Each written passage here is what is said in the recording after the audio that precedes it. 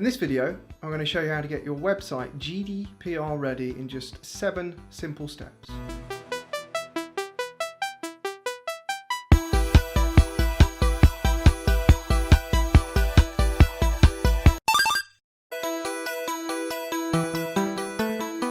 Hi, I'm Ed Leake from AdEvolver, and today I don't want to talk to you about the 100-page guide to the General Data Protection Regulations.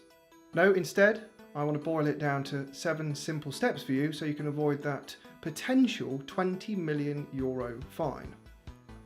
Quick disclaimer, I'm not a legal professional, so if you're unsure about GDPR, please seek professional legal advice. The GDPR regulations come in this year on the 25th of May, and if you think it only applies to EU businesses, then think again. If you serve your website to anyone in the EU, including the UK, then you are fallible to the GDPR regulation. So I'm afraid, unless you intend on denying access to all EU and UK citizens, then it does apply to you. Before we get into the 7 steps to make your website ready, and if you aren't 100% sure what GDPR is, I just want to run through, in a nutshell, the key points. And because I want to make sure that this is accurate, I have got notes here.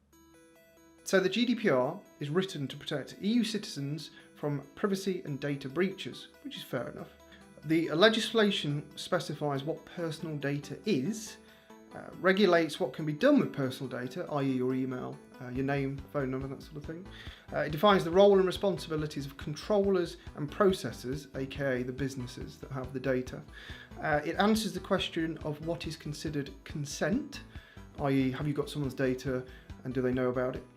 And finally, a cookie should be treated as personal data. Now, not every there's a bit of grey area here, but not every cookie is. However, to be safe, let's assume that cookies are personal data.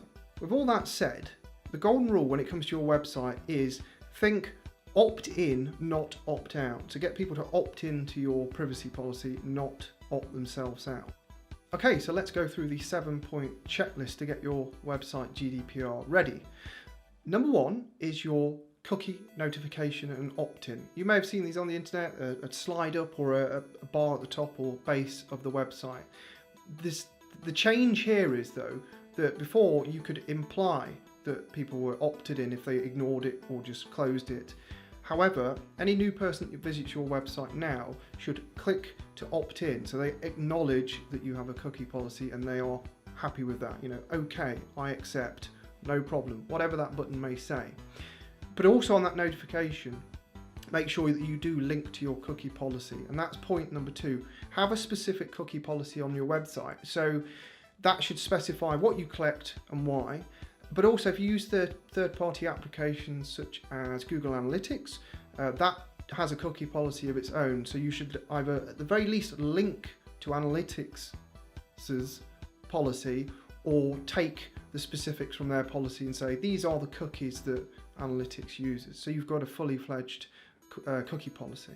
And number 3 is to ensure that your privacy policy is up to date and more filled out than the cookie policy. So the privacy policy will expand on the cookies policy, easy for me to say, by explaining to people what you do with the data, how you collect it, store it, also how someone can get in touch with you, which is really important if they want to know what data you have on file. And perhaps, just as important, they must be able to contact you to be able to delete all that information free of charge. So an email address, someone's name or specific phone number to call. Number 4, SSL, secure socket layer. So essentially the green padlock in the top of your browser or some browsers. If you use Firefox now, or someone visiting your website uses Firefox, if you don't have an SSL, it actually tells them now that the website is unsecure. And I put it in air quotes, but to be fair, that is true. So essentially, SSL is good practice. Google likes them for organic rankings, and it secures, it encrypts the data that goes from your website to the end user's computer and back again. Even if you don't take payments, it's still best practice to have an SSL certificate. Number 5, this is going to impact pretty much everyone. If you've got an inquiry or a contact form, there are a few key points here. The SSL supports this, by the way.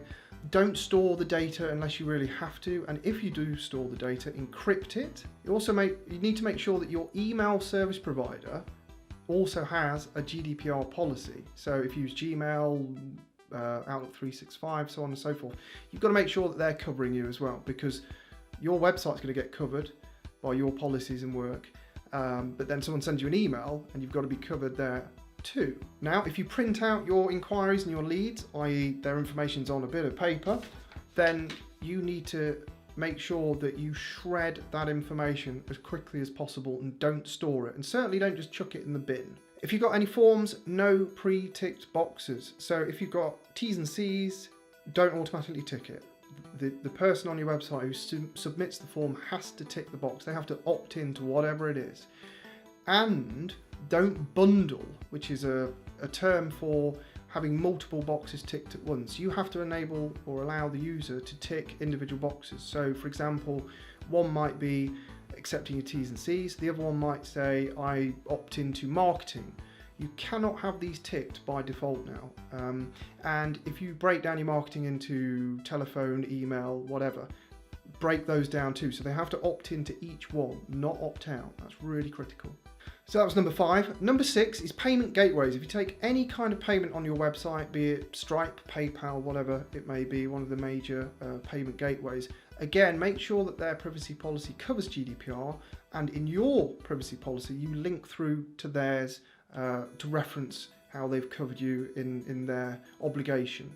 And finally, number 7 is chat. Now, chat's major, big adoption of chat widgets on websites now, and again, these systems often store the data and people put their names in there, their email addresses, so on and so forth. So you've got to be sure that your chat provider also has coverage of GDPR in their policy, and in your policy you reference it. Again, it's covering all bases, so it's just dotting the I's and crossing the T's. And finally, that was the 7 points, but there is a little bit of a bonus here. If you're unsure at any point, just delete the data. If you've got an old email list or whatever it may be, if you're not sure and you're not using it and you don't think you're going to use it, delete it. It's the safest option. And that's it. 7 steps to get your website GDPR ready. Hope you found this useful. If you did, please stick a like on it, or if you didn't, thumb it down. Any questions in the comments below, and if you enjoyed it, maybe subscribe.